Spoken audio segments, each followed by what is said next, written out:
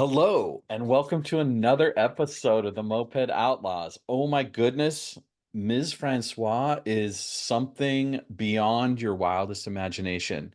Like the depth, breadth, and heart of this woman is something you're just going to have to check out for yourself. It gets started at like this high level or low level, depending on how you want to look at it, and it just goes from there.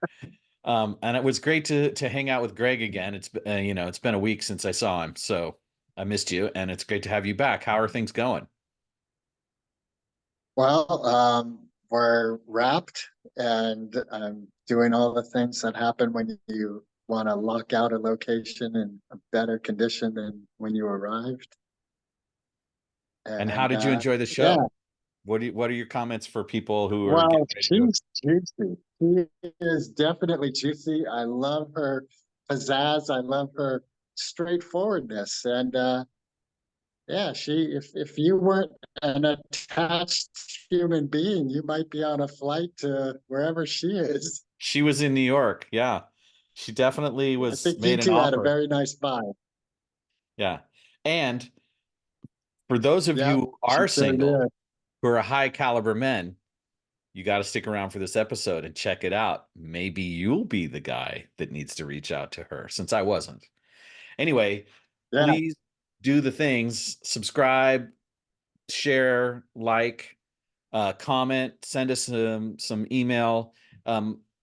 Definitely, support our sponsor, Adrenochrome Cola, and then also our check out the Compton Cowboys on our website. And we're looking forward to the next one. Happy summer. Say no? Dus zeker wegen them. Yo iets niet, joh. Two outlaws on the lam, taking the back roads through America. You can't drink enough coffee for this show. And now it's time for Monday Madness with the Moped Outlaws, Greg and Mark. Welcome to another episode of the Moped Outlaws. Today, our guest is the multi-talented and super sexy Ms. Francois. We are so happy to have her. Welcome to the show. Thank you, guys. So we expect a very sexy accent. Of course, it's one of the sexiest in the world, actually. That's 10, what maybe. I hear. Yeah. You've done some amazing work. We were just looking at, you've done a kind of TEDx talk. You have your own podcast. It's actually really a TV show. You're ultimately a TV host. Calling you a podcaster Yes. seems kind of diminutive. It's not. Oh, I love when men stalk me. That's awesome. Thank you. I saw the production values on a couple of your shows. I really love the professionalism that you bring to the table with your show.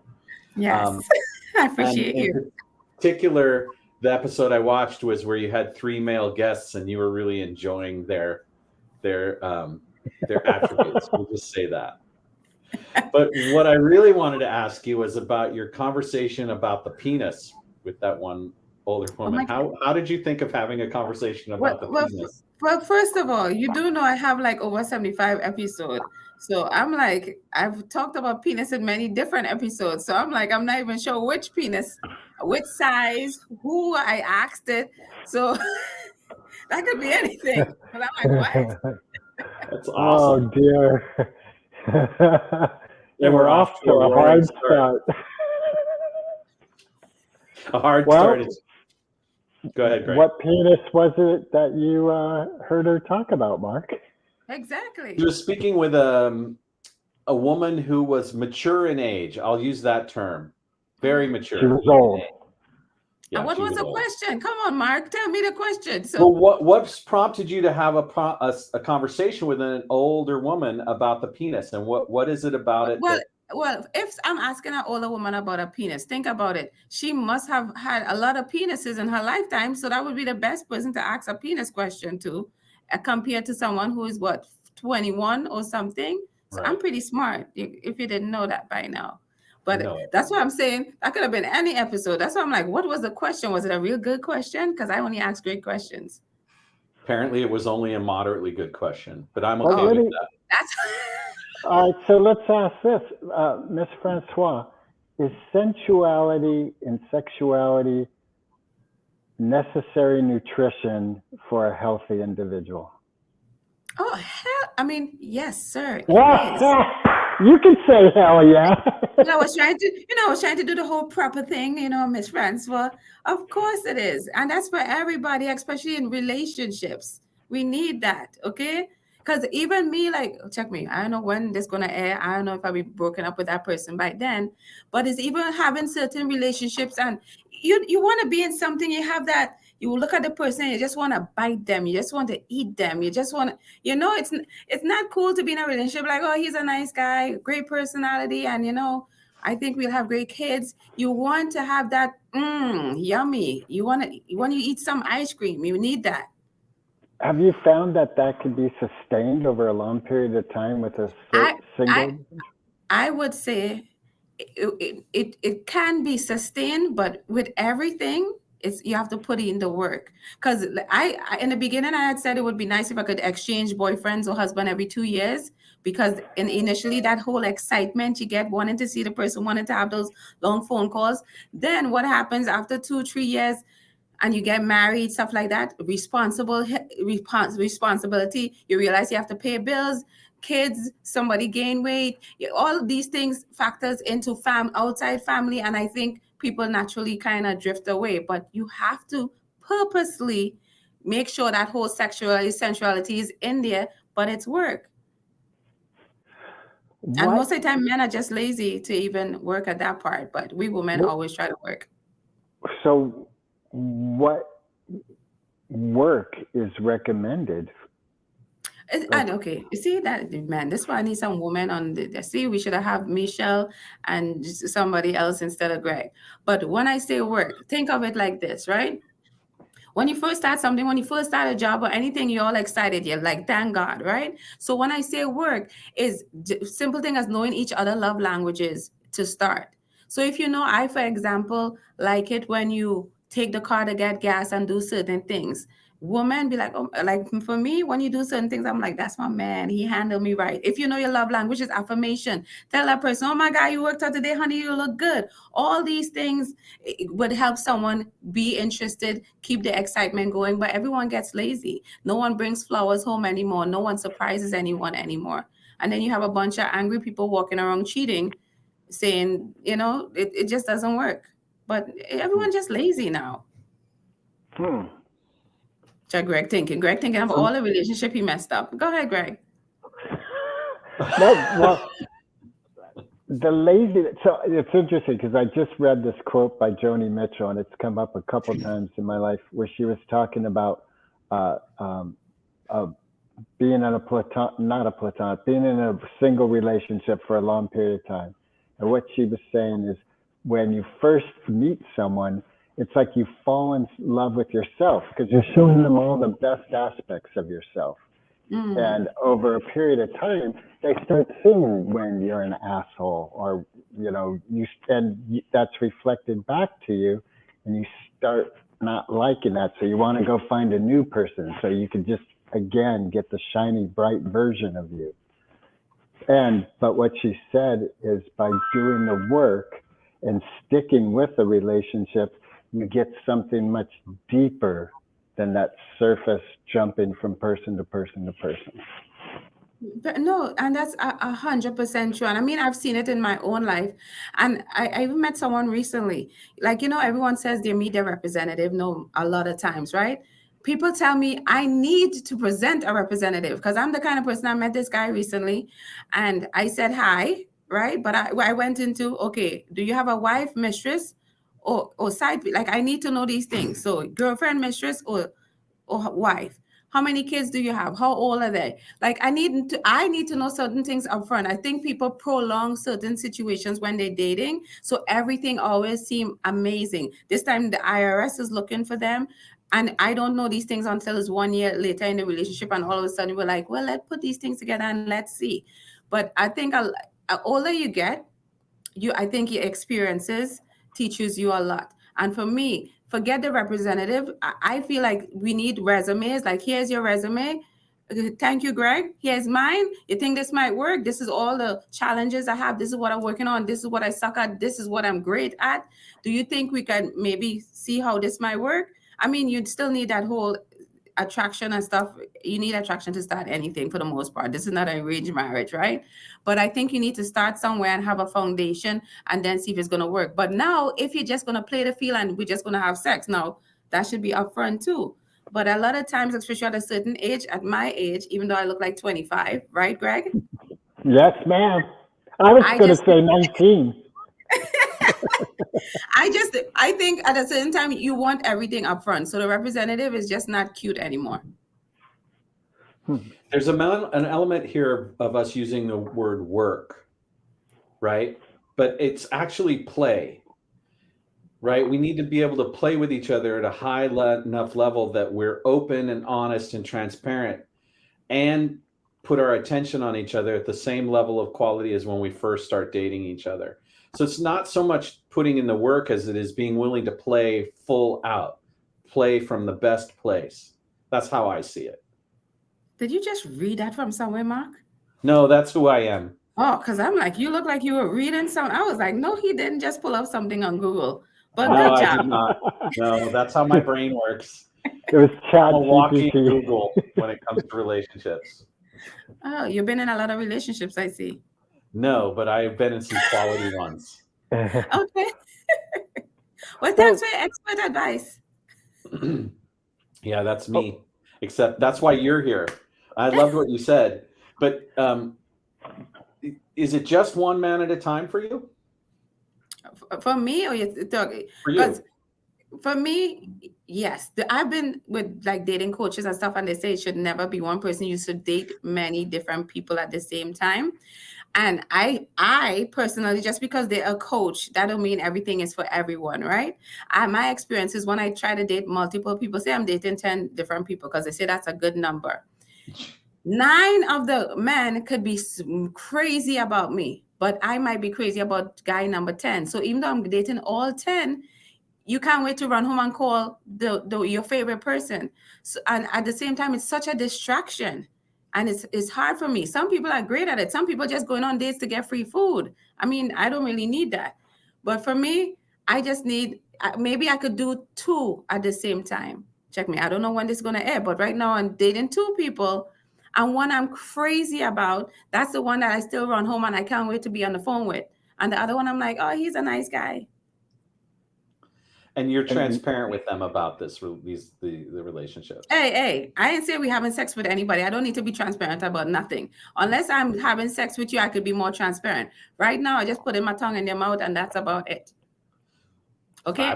No, don't be twisting up your face, Greg. I won't have that. I could put my tongue in my anybody's mouth. Wait. You said earlier that you think you should have a resume up front and put it all up front. Yeah, but you didn't ask me what I'm looking for right now. Right now, I'm just in a season where I'm just relaxed. It's summertime. I want to have conversations. I want to go out and have some fun dates. I don't mind that, right?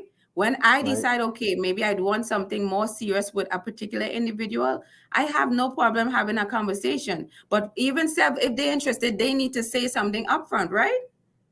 So if I'm not saying nothing, you're not saying something, maybe everybody just having fun. If I'm ready to say something serious, I'm like, look, I'm dating so-and-so, I'm ready for something serious. You're the person for me. What's your response? And then we go from there. But right now, can I breathe? Yes. I like it. Thank you. You're welcome. Thank you for being so transparent with your desires. What do you think are some of the challenges? What do you think of some of the challenges that you face being such a productive person with your podcasts and your writing and all of the different things? How hard is it to make time for men in your life? This is my thing. Let me tell you something. You could be crazy busy. If the right person tickles your fancy, all of a sudden, all that stuff is like, you know what, I ain't that busy. You make the time. So sometimes when people say, oh, I don't have the time, I'm like, bullshit. When COVID came, all of a sudden we had time to be home, right? We forgot all the responsibilities we had to do. So if something comes along and you like that person enough, you're going to make time. But for me, what I do find is, yes, I'm active. I'm doing all these things. I'm in the media, so forth and so on. And I think the men that I'm meeting, or attracting at this point in time is much better than I used to, because I used to get a lot of people where they wasn't doing much in their life. So when I'm doing so much, I can't say it's jealousy, it's that they couldn't fully understand and they couldn't fully keep up. But if you're with someone who has their goals, you have their goals, we both work on separate goals, but then we come together, we talk about stuff, we bounce stuff off each other, add to each other stuff, you'll have more of a better relationship. But right now, women dominating everything, we in everything, and you all can't keep up. And that's not my fault. That's your fault. Agreed, 100%. Are you open to me asking deeper questions about you? Yeah, dig. Go ahead. Okay, so you have this beautiful way that you speak, which to me reflects some form of Caribbean origin. I'd love for you to talk about where you're from and how this informs the way you operate. Well, I am from one of the greatest islands on earth called Trinidad and Tobago. We have 1.5 population, yet we dominate in many different ways. Okay, we have the greatest carnival in the entire world, and that is actually stated, and also one of the top 10 sexiest accents. You're welcome. I see Greg giving me a little wink in his eye, so I know he's interested. No, Greg, sorry. But anyway. It's the hair, isn't it? The thing that I like about myself, before my accent, I used to be so self-conscious about it because I thought I had to speak like, hi, how are you, Greg? How are you, Mark? Oh my God, everything is great. And then I realized I like being who I am. That's what makes me special. That's what makes me unique. And then now I realize because of my accent, a lot of people are attracted to something being different. So I think it's definitely helped me being even Caribbean and being in America for 20 something years, it gives both flavors. And if you know anything about island people, we're very spicy. So it adds to the flavor to everything else. Yeah.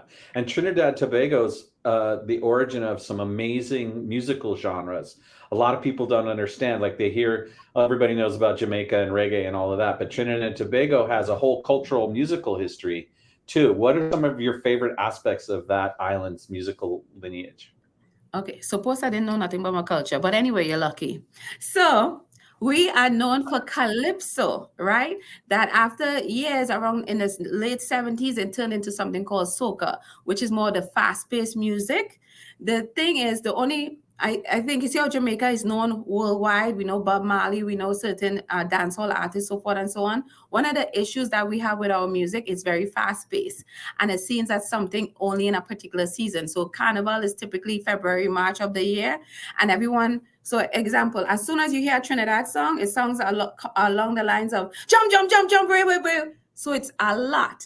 And after that particular season, you don't hear the music as much, but we have some new artists like Kes and the band trying to Nyla Blackman doing more American stuff or signing with American labels to try to get the music as something you could play every day. So some people are trying to hopefully slow it down so people could understand it more. But it's a lot of fun, it's a lot of energy, it's a lot of excitement. And some of y'all can't keep up. Well, the artists I'm familiar with are Kassav and Arrow. Okay, but those are all old. I'm like, what? Right? That's okay. Old style. Like I'm all about the legends. Yeah. But you're lucky I know some history. That's why I know like Arrow, but I'm like, what? So in this day and age, you would look up Kes, right? He's like more mainstream, the music is much more slower. We have Nyla Blackman. She come from a line of history where the person who invented soca is her grandfather. So that's a big deal. We have Marshall Montano is the biggest soca artist in Trinidad and Tobago. He spanned for at least 40 years. He's in his 40s, and he's one of the only soca artists to be able to sell out Madison Square Garden, which is a big deal. So we've been doing things. You all just not, you all accustomed to Jamaican music. And no shade to Jamaica. I love my Jamaican music. But I feel like it's time for soca and calypso to make it to the next level. Like back in the days, like Harry Belafonte in the 50s, that kind of music, that was Trinidad music he took. And they said the reason we didn't make it as far is because y'all couldn't understand our accent compared to Harry Belafonte. Y'all could understand what he was saying. But it only lasted in the 50s, and different music formed as it go along. But hopefully sometime soon we take over again. Do you feel like soca has a place in your neighborhood? Like, is there a place around you where you can access these kinds of cultural music sources for yourself, or is it that's typically just Trinidad and Tobago? Well, boy, first of all, oh God, too much accent. Sorry. No, I love First it. Bring of all, it. First of all, look at I that am in New finger. I am in New York, okay? So this is a melting pot, okay? If you're in Brooklyn, like in New York, we have the Labor Day parade in September. That's all the Caribbean people that was started by Trinidadians, right? In different states, July 4th, which is Independence Day, in Texas, in Houston, Texas, that's the Caribbean Day parade there. We have, Miami Carnival, different places. So especially I live in Queens, but Brooklyn is like 35 minutes away. That's a big island people every step of the way. Where I work now, everybody's from a different island. So we just call it Caribbean people, but Trinidad, when it comes to soca, is very easy. It's everywhere. Thank you so much for sharing this part of yourself. Do you play music or sing in addition to all the other amazing talents that you have? Let me think. Hell no, I have no, when it comes to, since I was growing up, when it comes to talent, when talent was considered singing and dancing, that was something I definitely did not have. But the funny thing is, I'm going to learn to play the keyboard starting sometime next month, because next month is my birthday. So I tell everybody, I just want everyone to give me money towards my lessons, because I'm not paying for that. But yes, I have no talent when it comes to music, dancing, singing, nothing. I'm just cute. But you're going to do it. You're going to. Yeah, just because you should learn something new all the time. Keep the brain working. So that's I'm always into trying something new. So that's why I'm doing it. I know I'm pretty intelligent. I love it. I love it. What do you find the most challenging about hosting your TV show? What is the most challenging is sometimes finding guests. It's really hard. And building relationships with different people. I think that's one of the hardest for me. And even when you get the guests, is to be able to ask different questions and have them, because sometimes you could have someone on your show, for instance, right? And you ask them a question and it's like pulling teeth, right? To get certain things to flow. So it's not even what one thing is hard, is how many different things is difficult. You certainly are not hard to get talking. Me, I could talk all day, but some people, you ask them a question, tell me about Trinidad and Tobago. It's an island. Like, I can't work with that. That's very hard. But what I found is once I continue to build relationship, it's easier to find guests. But say, for instance, I have someone on that wrote a book, then I have to go read the book. And it would be easier when you have a team, like you have Greg, you have Mark. So if you all have each other, things tend to be easier. But when you start a lot of these kind of things like a TV show, you start by yourself. And some things you have to learn, like make errors and fail and find different things. But along the way, I meet people, and some people are expert in editing, for instance, or some people are expert in marketing, and you use them and you create a team and it becomes easier. So do you mind if I take a left turn? You could take a right turn, you could take a U-turn, that's fine. Go up, down, bueno, very good. Okay, so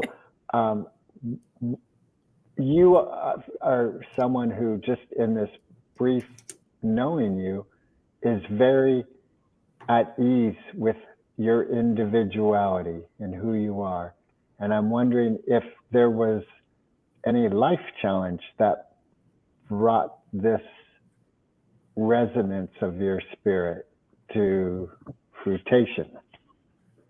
I'll say this, through life, we have many different challenges that stretches you and forces you to grow. So even coming to this country was one of the biggest challenges I've had, because I was raised in a Christian, very sheltered. The environment was, everyone was your auntie and uncle. You trust everyone, they got your back. And then you came to America, which is New York, and it's scary. And I lived in New Jersey for the first 9 months, and most immigrants have a story, and most people don't tell their story because it's always filled with sadness or something like that. So the people that I stayed with, for instance, was not the nicest people. Was always, you had the lights too long, you do it, everything. They had a problem with what you're doing, right?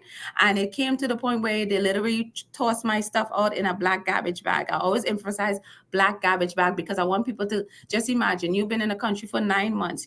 You don't understand much of the how things work in America is totally different from the Caribbean.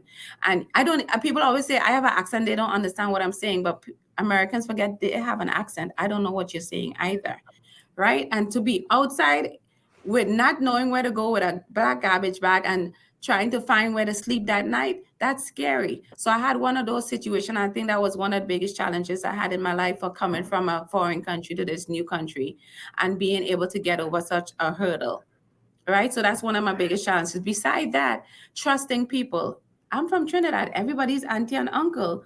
When you come to America, especially if you live in New York, you can't have that trusting kind of attitude because people take advantage and manipulate you. And I had some of those situations. And then for me, being that I come from a loving family, I kept searching for love here because when I came, I was the only sibling from my household. But I then started to search for it in men. And again, I had no experience. I was a virgin until I was about 18. So I haven't seen a penis for 18 years. Most people these days see penis at 12 and 13. I don't know what a penis look like. I think, you understand what I'm saying? I haven't even touched one. In my mind, in Trinidad, a boyfriend was someone you see, he's cute. That's my boyfriend. And you write letters to him at home. But coming here, it was just very scary and very challenging. So I think all those things, or some of those things that I mentioned, helped me to be just a better person. And it sucks when people say, oh, I have no regrets. I'm like, bullshit. I have lots of regrets. Like people like, oh, you shouldn't have regret because it makes you who you are and makes you strong and you wouldn't be that person. That sounds really cute for a textbook, but at the end of the day, there's many things in your life that you look back and wish you can change. Again, you don't know the kind of person you would have been at that time and how you would change it and if anything would actually be changed. But it would be nice to go back in time and not be homeless on the street for 24 hours. Yes. I'm glad it was only 24 hours, which is what it sounds like from this story. Yes.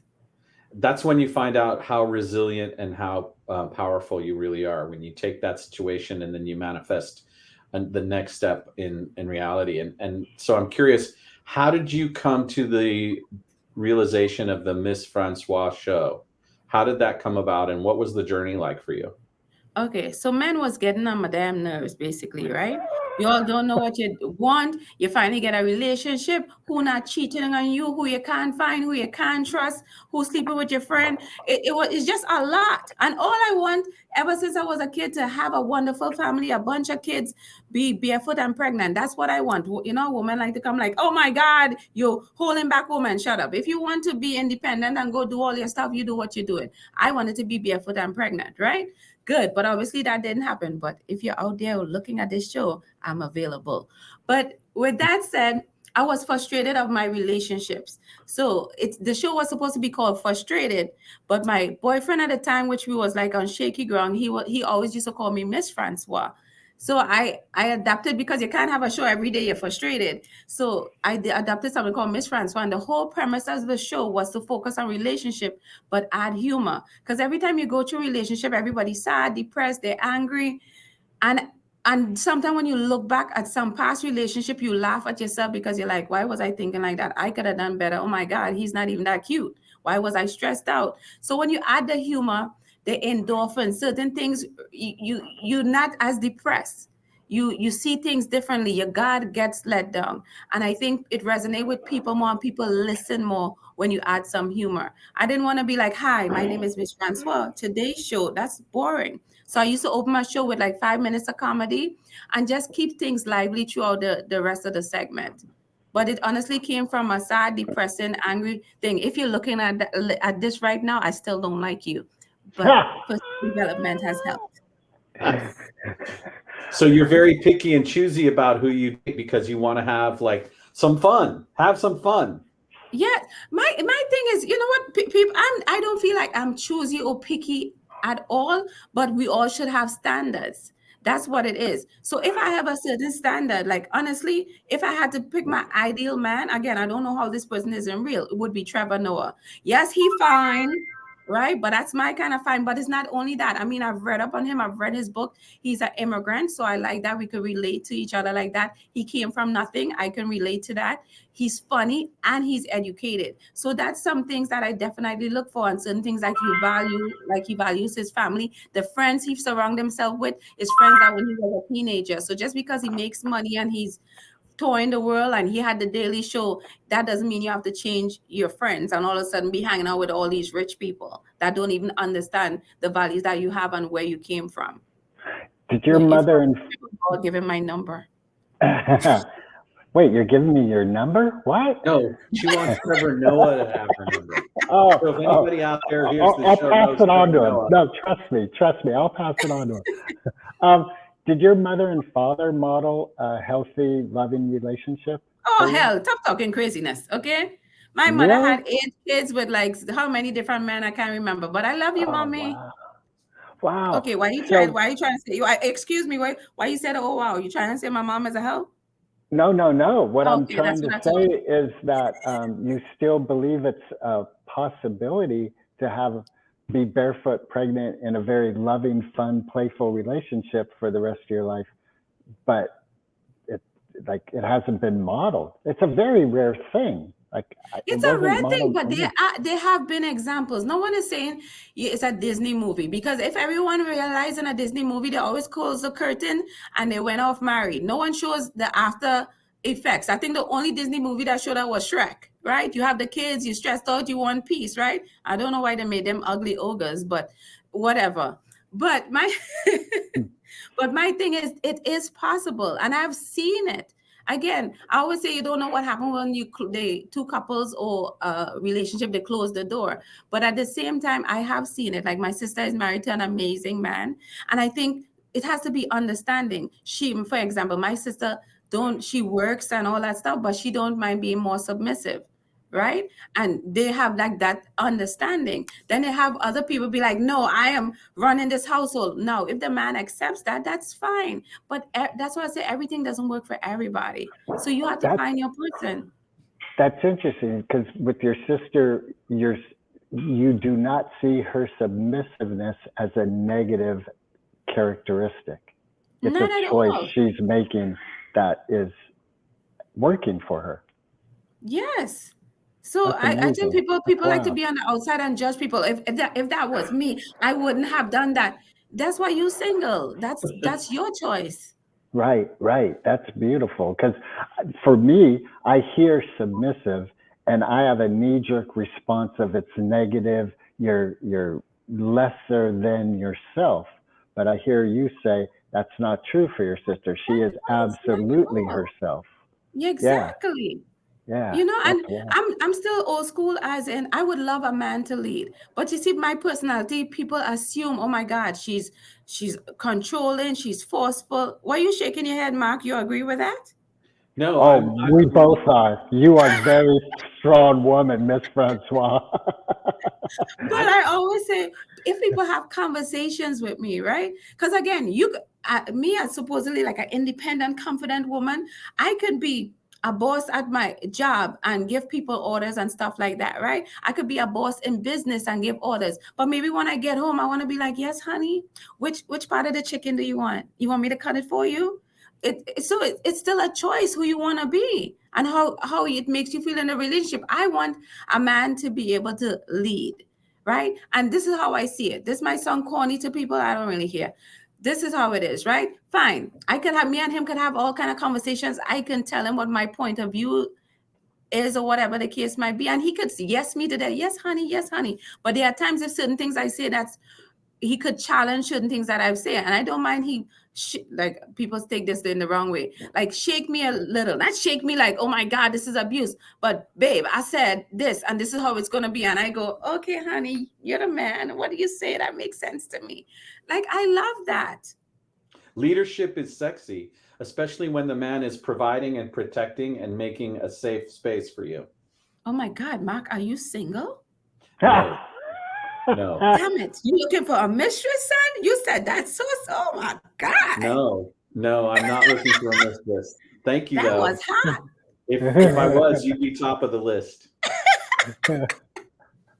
Yeah, you might need some extra spice. You never know, Well, I'm getting all the spice I need from you in this conversation.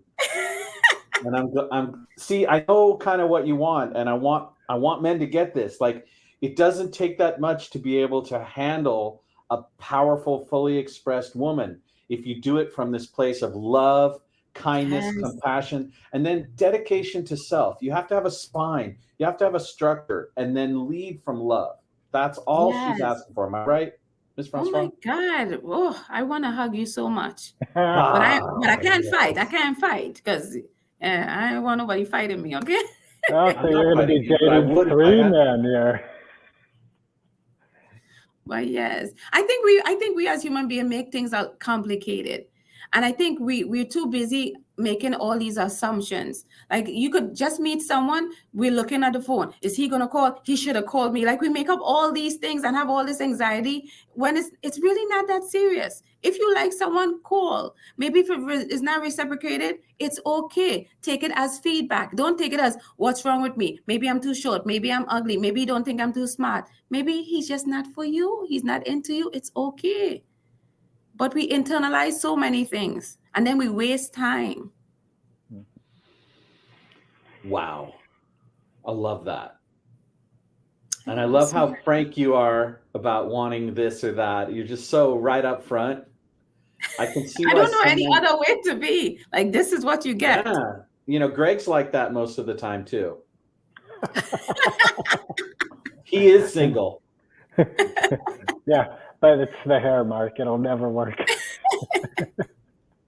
What's the sperm count though? Oh, it's got to be good. I got 3 children. Okay. But it's amazing that someone like me, like even one of my bosses told me, he's like, you're going to have a hard time finding a man. He's like, even your haircut, it scares men because they're like, oh, she's confident to be able to do that and still, be who she is. And I'm like, oh my God, really? You should be happy that I can be confident, know who I am. You should love that. Just imagine someone like me adding to your life. You could only go up from there. But I don't know like some people, I used to be like, I don't think men are intimidated, but now I'm starting to believe it. But to me, that has nothing to do with who I am. That has to do with who they are. Maybe you just need to keep working on yourself. Because I had a boyfriend at one point that said he just felt like he was eye candy. I mean, he was some eye candy. But at the same time, he felt like he's like, I'm not adding anything to your life. But I'm like, pause for a second. What are you doing with your life? How are you growing? How are you developing? Because if you continue to grow and develop, you will find things to add to my life. But you're stagnant. And then you see me growing, and I realized it was like a little bit of jealousy because when I walk in a room, they're like, "Oh, Patrice," it's like the Oprah and Stedman effect. But Stedman, as far as I'm concerned, from the outside, he seemed to be confident with who he is, the money he make, the businesses he have, and he's okay with walking with Oprah, letting Oprah have the spotlight, being to the side, and still being a man. You know what's brilliant with Stedman and Oprah? Well, you met Oprah, I haven't, but it seems like we have so many opinions about them without ever having met them. Like, right? It's ridiculous. It's amazing, but we do that with a lot of people, do regardless of the Oprah. We just make all the assumptions. Sometimes we see a couple and we're like, oh my God, it's such an amazing relationship. And then next week you hear they split up. Right, exactly. My parents, when they divorced, they sent out a divorce announcement to everyone. My parents were crazy, but they sent out a divorce announcement to their friends of a very loving picture, and all their friends got it, thought it was like a 25th anniversary announcement or something. And they opened it up and it's like, we're splitting up. It was like, oh my God. But that's kind of cool. Do things a little differently. Right, but here's the part that wasn't cool. It's like what you just said is none of the friends saw it coming. And what that tells me is my parents were not forthright with the reality of their relationship. You know, maybe if they'd been more upfront about where things were really at with their close friends, they wouldn't have split up because they would have been dealing with the aspects of the relationship that needed to be healed and worked on.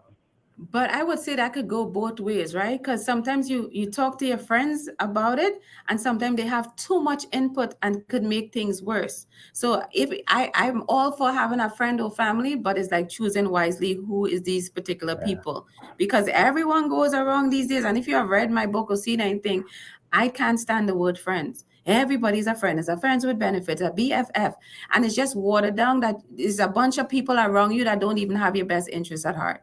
So it's having, I call my person my confidant. And a lot of times who I feel like is different. When I talk to my confidant, it's not for you to solve my problem. It's honestly for you to shut up and listen to what I want to say. Sometimes you just need an outlet. And because sometimes you have a friend, say you have a girlfriend, and you some issue with your boyfriend, she'd be like, yeah, we got to get in the car, we're gonna do this, calm down. Like, that's my song cute, like that friend have your back, but that friend don't really have your back, because you might end up with worse consequences. So honestly, you just need that person to be there for you, to listen and to be more understanding and not even judgmental. When you have a bunch of friends, well, I told you he wasn't right for you, you should have known, and I can't believe he did that, too much. Yeah, I agree. Yeah. I'm curious about your cultural frame of reference, because in New York and the area you live in, and then the community that you're probably most involved with, do you think that there are particular issues that men face that are more difficult for them in terms of their dating life as a result of the cultural framework?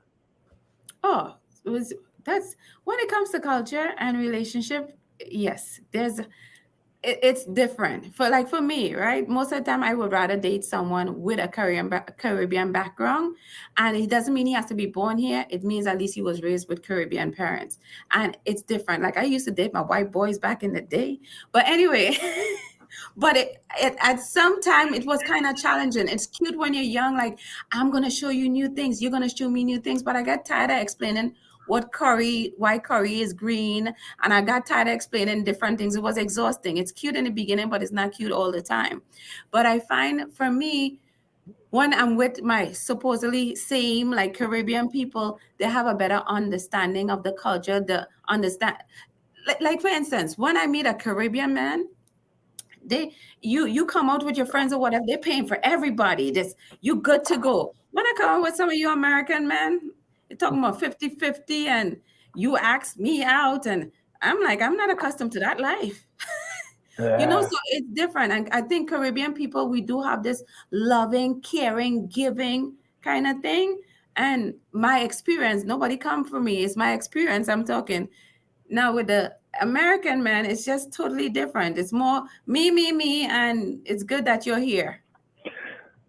Well, as someone who's seeking relationship and love, what brought you to want to move to United States and to New I York? never want to come here. Are you crazy? Hell no. This is not my kind of thing.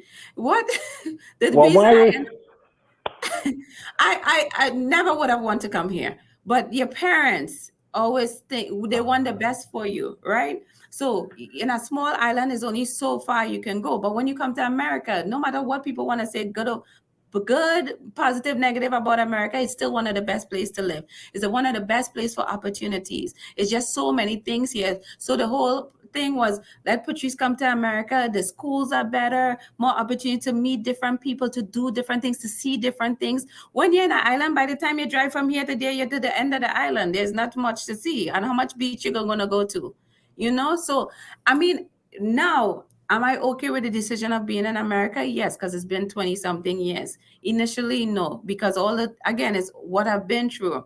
I wouldn't want that for anybody, but overall, with all the relationships and things I've built for myself here, I am grateful for how far I've come. My other question was pointing at this idea that people, particularly immigrant culture and Caribbean culture men and men of color, face another layer of challenges that white men and people who are immigrants from European nations don't necessarily face.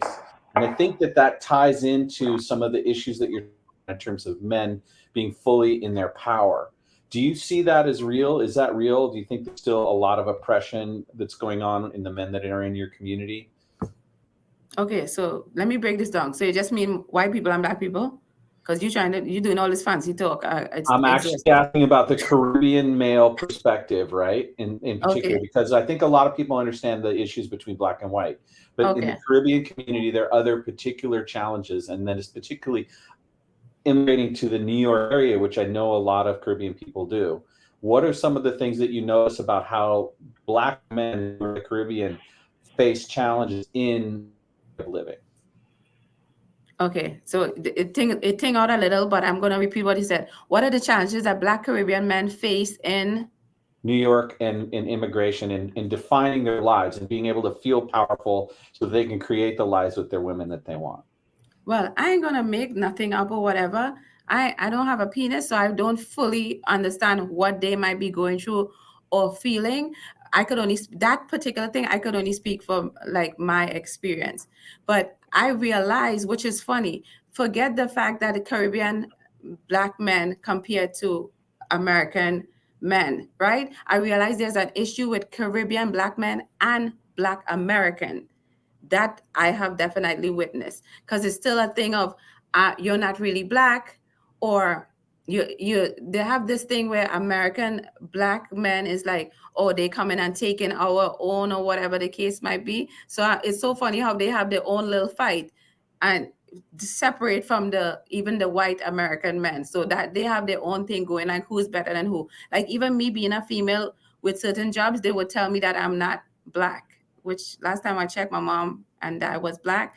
So you all mightn't even understand that because you're not in my skin, or right. But the thing that they see it is a lot of Caribbean people, they say Caribbean people, they tend to be seen as supposedly nicer or sweeter or softer, when they would say American person is more rough, especially a black American. But I would like, I guess, connect that with everybody have a different history. The history of a black American is different from a Caribbean American. So obviously, whatever trauma and different things people go through, that would show up in relationships as well. I don't date American nor Jamaican men. But beside that, yeah, everybody else is welcome. Thank you. I think it's important for us to recognize that when we think about how men show up and how men who want to be leaders in relationships, in order for them to know themselves at that level, they have to have a sense of their own power and their own empowerment. I think the context of our society, it's difficult for men of color, and then even more difficult for Caribbean men of color, because as you said, there's black men that are American and there's black Caribbean men, and there's these hierarchical struggles that go on.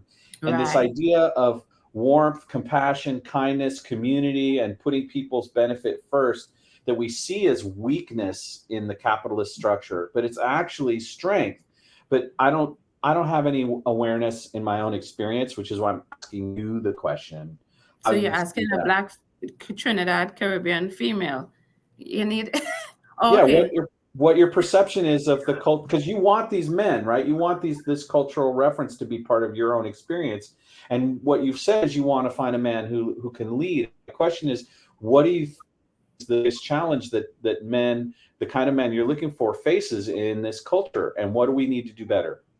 Okay, as far as my Caribbean men, I think what my even like my dad, being Trinidadian, I find that a lot of Caribbean men are very confident in themselves. Because I think even growing up around them in the beginning, because I came here when I was 17, they're like, I'm a man, I could do this. And even Caribbean men, they're good with their hands. So as far as I'm concerned, I could do the household things. I know everything. I can provide for my family. I would say Caribbean men is definitely into the providing. And this is my woman. They might tend to have many different women with many kids, but they provide for all of them most of the time. Or at least that's what I've seen.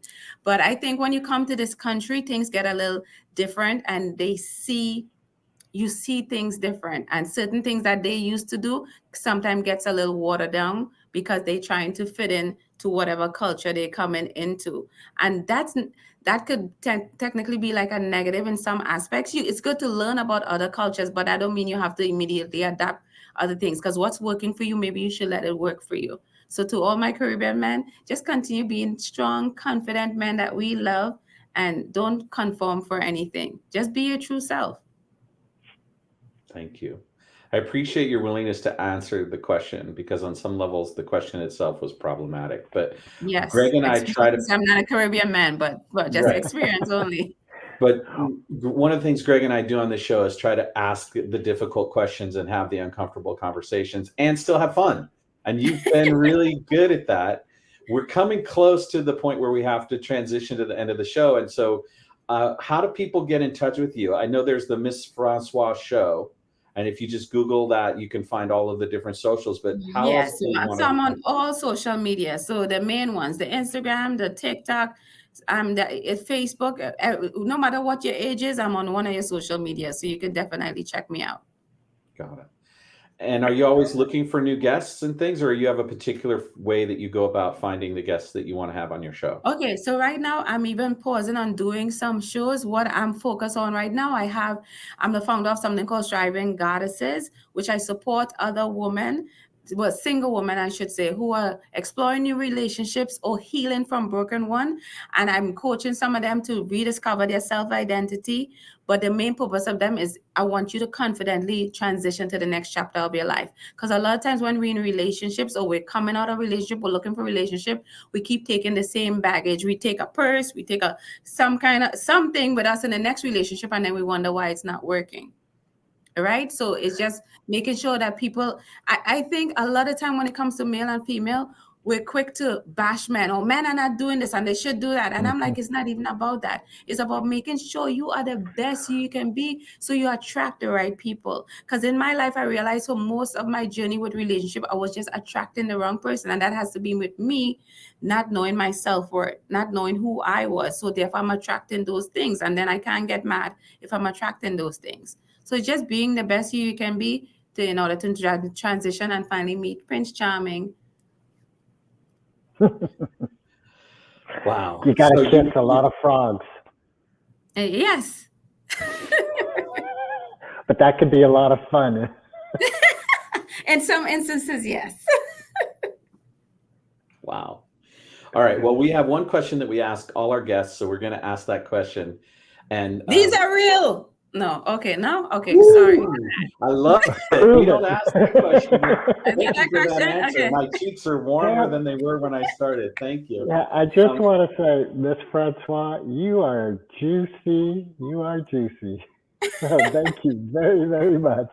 No problem. I want more. So question: Eminem or Foo Fighters? Eminem. I can't even remember Foo Fighters. Like, I'm Caribbean. I ain't that mixed up in that culture, but I know Eminem, and he's a nice white chocolate. Thank you. Thank you. So you do now and then dip into white chocolate, huh? Fabulous. Well, thank you so much for your generosity of spirit, for your good humor, for being willing to challenge us and step into the arena and playing powerfully. And I know I speak for Greg and our audience when we say, we love what you're doing. We love the fact that you're stepping into your own power and that you want what you want, despite what other people think. It's really been fun chatting with you. And if there's anything we can do in the future, like if you do a book launch or whatever, we want to know so that we can have you back. Oh, that'd be awesome. I told you, like, if you need help finding that person or whatever, make sure and call you. But just so you know, if you're over 5'9", again, and you've all been listening to what I've been saying, feel free to message me. I'm open because everyone is blowing up my DM. But every guy that I do talk to assumes someone else is trying to talk to me. And therefore, sometimes no one is talking to me. So be brave. Just because I'm confident and all this amazing charisma, take a chance. DM me. You never know. By the time I come back on the show, I should be pregnant. Right. For the second time. Thank you, Mss Francois. Thank you, guys. Okay. Fabulous. See you soon. Bye. Recording stopped.